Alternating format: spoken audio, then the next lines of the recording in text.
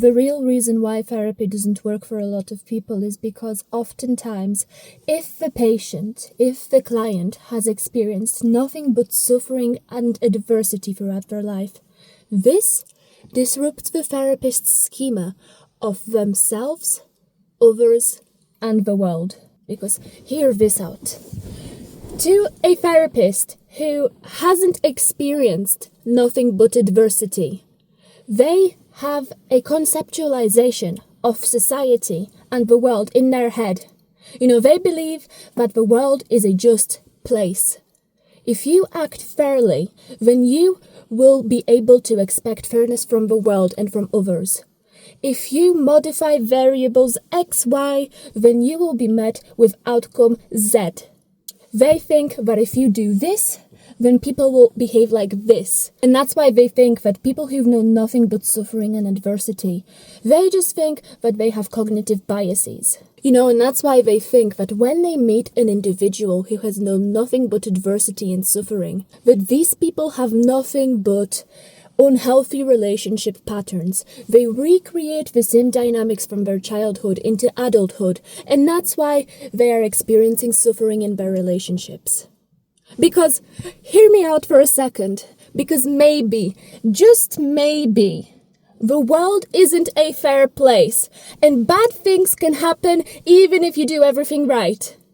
But maybe, but I'm not a therapist, I don't know all the techniques, but perhaps this could have something to do with what I just said. Therapy doesn't work for many people, because in order for therapy to work, you first have to meet two conditions. First, you have to be less intelligent than your therapist, because the moment you have more knowledge, the moment you have more experience, more awareness of how the world and society work, what the therapist says to you, it just sounds like woo-woo, okay? You do not trust the therapist intellectually, you do not trust them emotionally, because what they say doesn't sound credible to you. I genuinely believe your therapist needs to be smarter than you in order for therapy to work, because if you perceive them as someone who is more intelligent, more experienced than you are, then you will perceive them to be a credible source. So when they give you feedback, when they tell you, oh, the reason why you are suffering is because of XYZ, you will believe them. And if you are confident in your therapist's work, then chances are your therapy outcomes will be much better. The second condition that needs to be satisfied in order for the therapeutic alliance to work is that you need to believe your therapist. When they tell you something, you shouldn't challenge it, because the moment you begin to challenge the therapist is the moment you begin to undermine their authority. And they don't like that. You know what's really funny to me? When you go to school, when you study psychology, when you study psychotherapy and counseling, they make you very aware of this thing called uneven power dynamics. The therapist, the counselor, the psychologist, whatever it is, they are coming from a position of power. Anytime they interact with their patient or their client, however you want to call it, they hold the power. Not you, them. That's why trust is very essential in the therapeutic alliance, because if you challenge them, well, let's face it, therapists are human beings too. If you challenge them, they are not going to like that, because they perceive you as someone who is undermining their authority. Come on, who would like that? Let's say I go up to you and I tell you, oh, you're so full of shit, what are you talking about, bro? You're not gonna like it either. Well, guess what? The therapist doesn't like it when you undermine them, because it threatens their ego. It threatens the schema that they hold about themselves, others, and the world. And that's why, if you have suffered nothing but adversity throughout your life, if you have known nothing but betrayal, suffering, exploitation, if you walk into the therapist cabinet, if you walk, la la la la la, and you tell them about your experiences, you tell them how people have hurt you, what happened to you when you were a child, what happened when you were a teenager, how this seems to go on into adulthood. When you tell them this, they don't see someone who has experienced suffering. They don't see someone who needs to be held, who needs to be believed and soothed. You know what they see? A common denominator. Do you know what that is? It means that if a client comes in and they say, oh, I had a traumatic childhood. You know, my parents, they used to hit me or whatever. And then when I was a teenager, something really bad happened to me. And I still have nightmares about this.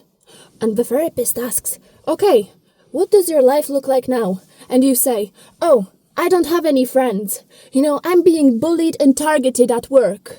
Oh, recently this happened to me and I'm having nightmares and flashbacks and, you know, I think they are everywhere. You say something like that. Do you think they are gonna believe you? No. What they will see is a pattern of adversity that's been going on from the moment you were a child up until now. And what is the one thing in common that all of these events have? You. You are the common denominator in all of these examples. Something bad happened to you when you were a child. Oh, and then another bad thing happened, 3 years later. And then when you were a teenager, this happened. And now you're an adult and you're also suffering. You know, your life, it's been filled with nothing but suffering. You suffered as a child, teenager, and adult. And with the way this pattern looks, it looks like you will also suffer after retirement too. So you must be the problem. You know, if adversity keeps happening to you, if you keep getting traumatized, betrayed, taken advantage of, then clearly you must be the problem. Because the world is fair, you know? If you do X, Y, then the outcome will be Z. You can manipulate your reality because outcomes are fair and proportional to their input. If I act a certain way towards you, then you will act back in this kind of way. A lot of these therapists, they have this idea because this is the reality that they've lived in. This is the schema that they have created about the world. And when you come in and you threaten that schema, they are going to protect it at all costs. Because the moment you disrupt their schema, you destabilize them. And before they know it, they are in need of therapy too.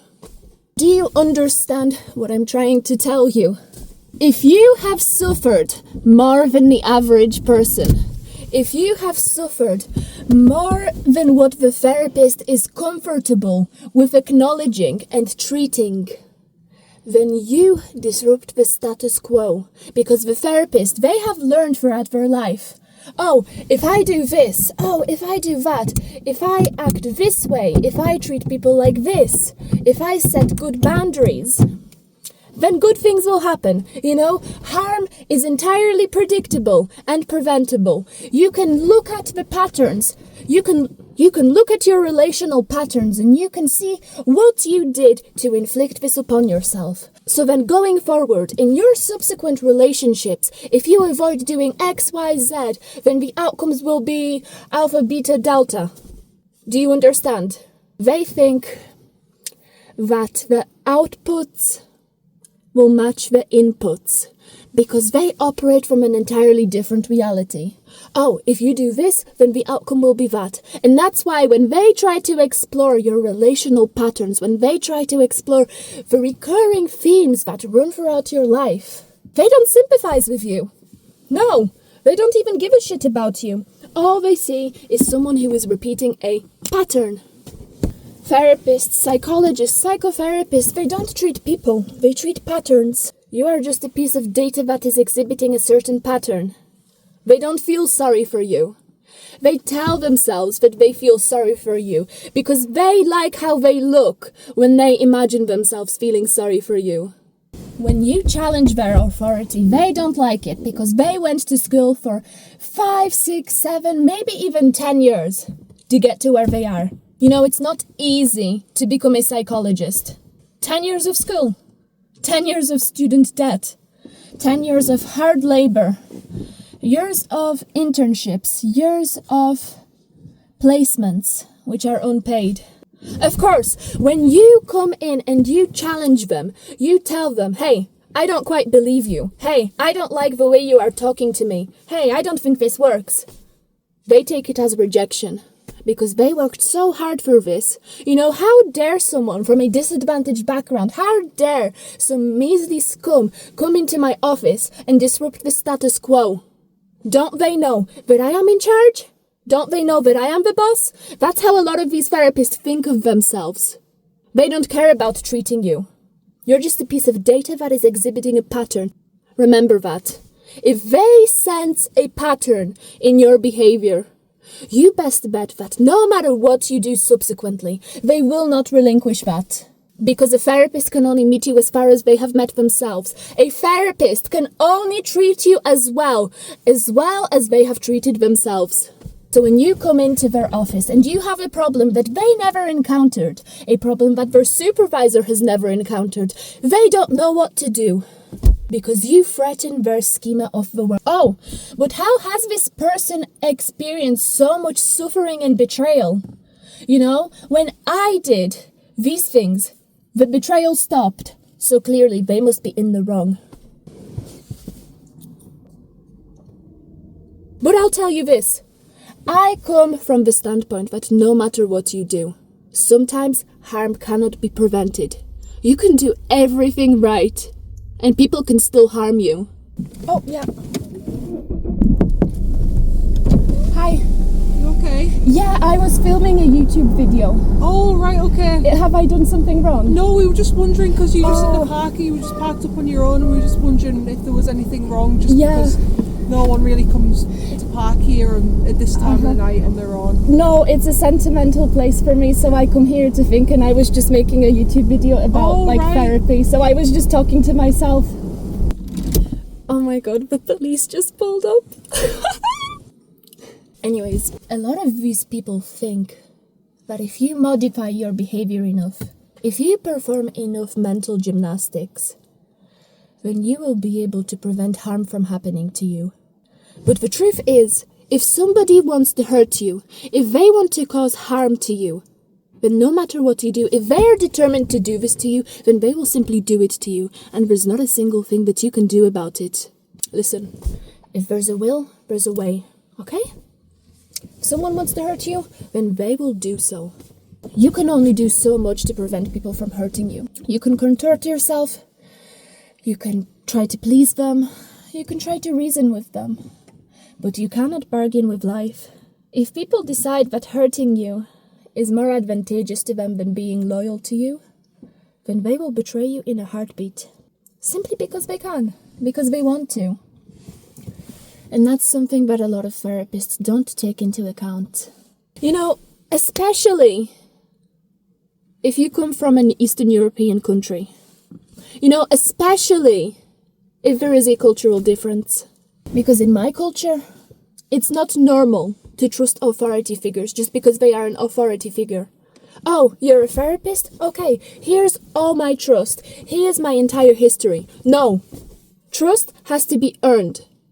Esteem, prestige, they all have to be earned. It's never handed over. A therapist can only meet you as far as they have met themselves. If they haven't suffered, if they didn't struggle enough throughout their life, if they didn't do their inner work, then they will not be able to meet you where you're at. A therapist can only meet you as far as they have met themselves. And they teach you this in school too. Oh, you know, you have to be aware of your implicit biases and how they may influence your work with a patient. But a lot of them, they just finish school and they are free to go on their merry way. Remember, a therapist is only your therapist. The only reason why they are listening to you is because you are paying them to perform a service. It's never anything deeper. They don't care about you on a personal level, and so don't expect them to. They are being paid to listen to you. They are being paid to fulfill a role, because this is how they put food on the table. This is how they pay their bills.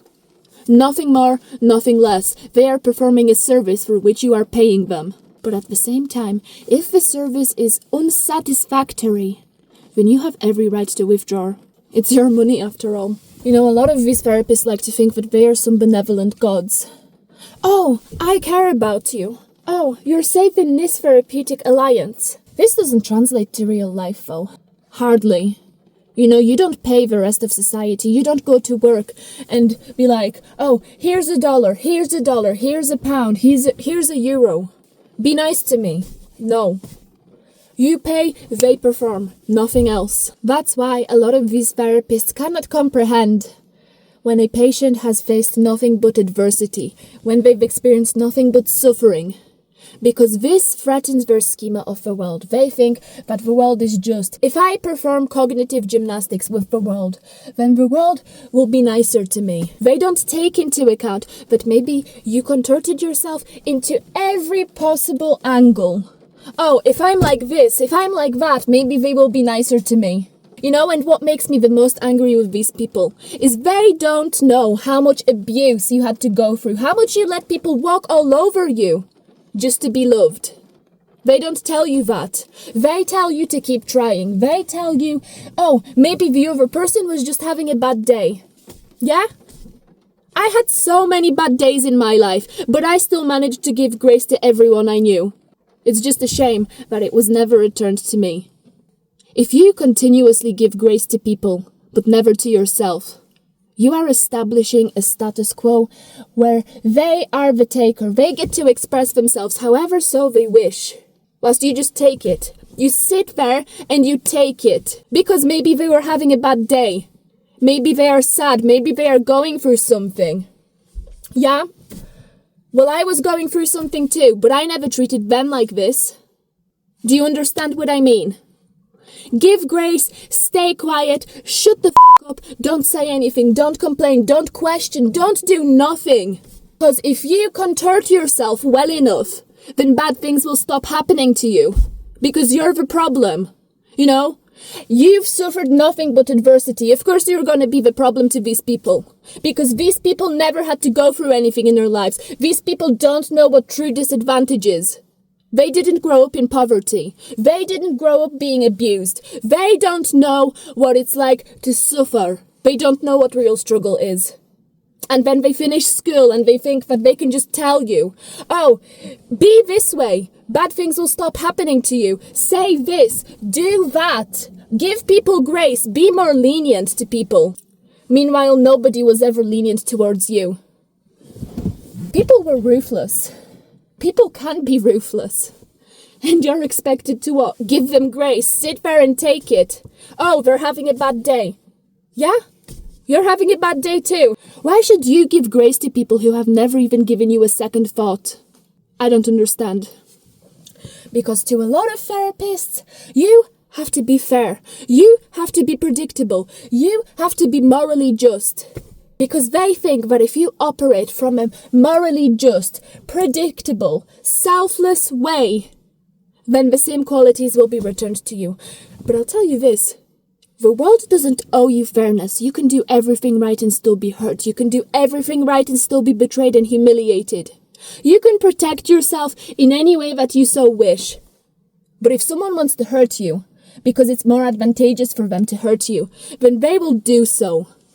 Be as predictable and fair as you like. Go right ahead. I wish you luck. But a lot of these so-called therapists will not teach you about true self-preservation. Because they operate from this perspective. You get abused.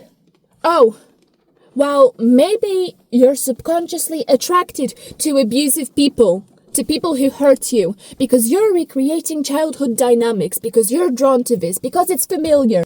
And your brain doesn't always like what's good. It just prefers whatever is more familiar to you. And then you tell them this.